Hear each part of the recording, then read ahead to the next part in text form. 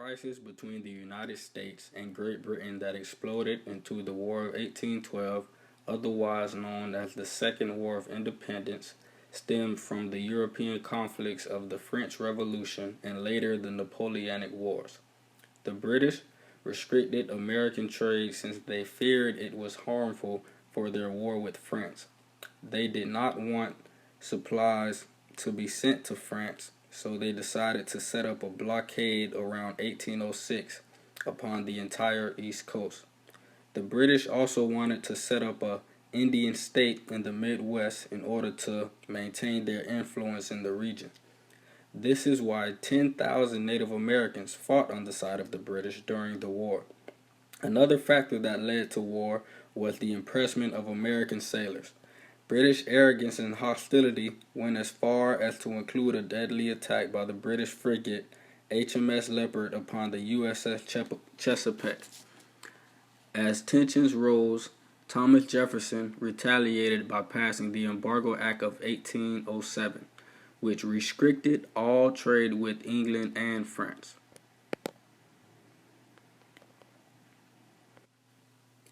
The British also wanted to control the Great Lakes the way they controlled trade upon the seas. Their plan was to take Michigan and New Orleans to gain control of the Mississippi River. Another big problem was the British insulting our national honor. After splitting apart from England, the world superpower, and becoming America, the British still thought very little of us. The United States Congress was being steered by an aggressive faction of young legislators in the House of Representatives known as the War Hawks. Henry Clay from Kentucky was Speaker of the House and also the leader of the War Hawks. He believed that war with Britain would not only restore our national honor, but also provide a great benefit for territory.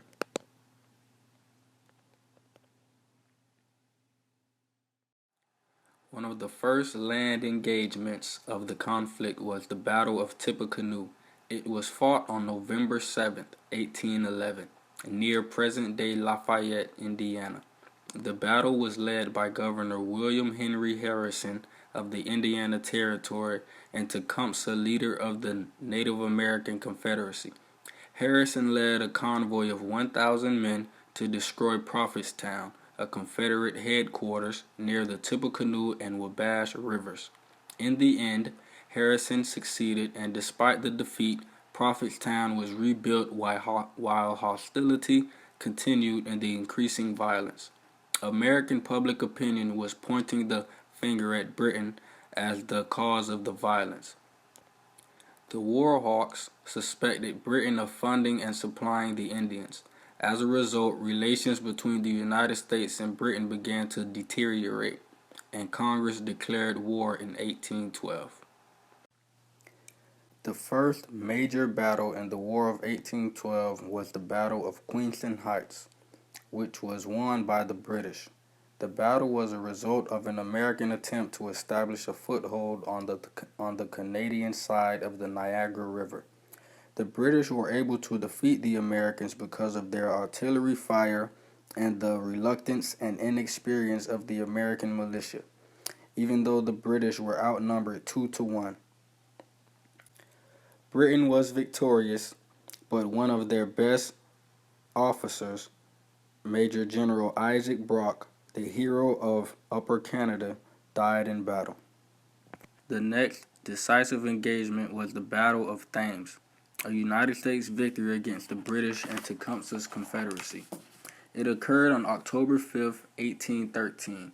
British troops, led by Major General Henry Proctor, had occupied Detroit until the United States Navy took control of Lake Erie and deprived the British of their supplies.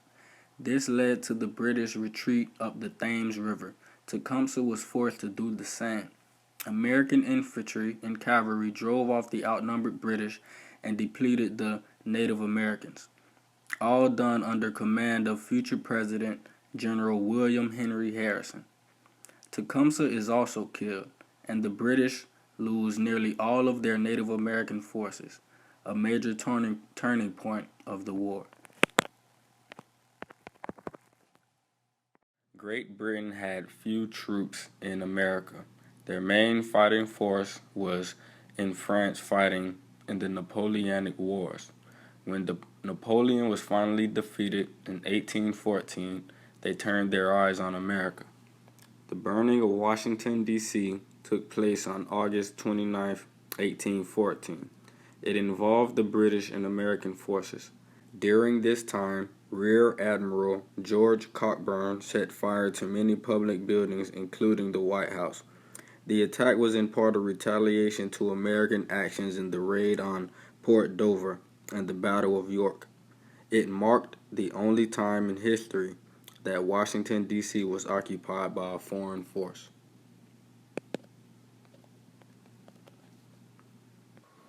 The last major battle between the United States and Great Britain was the Battle of New Orleans. The battle was fought 2 weeks after the Treaty of Ghent was signed.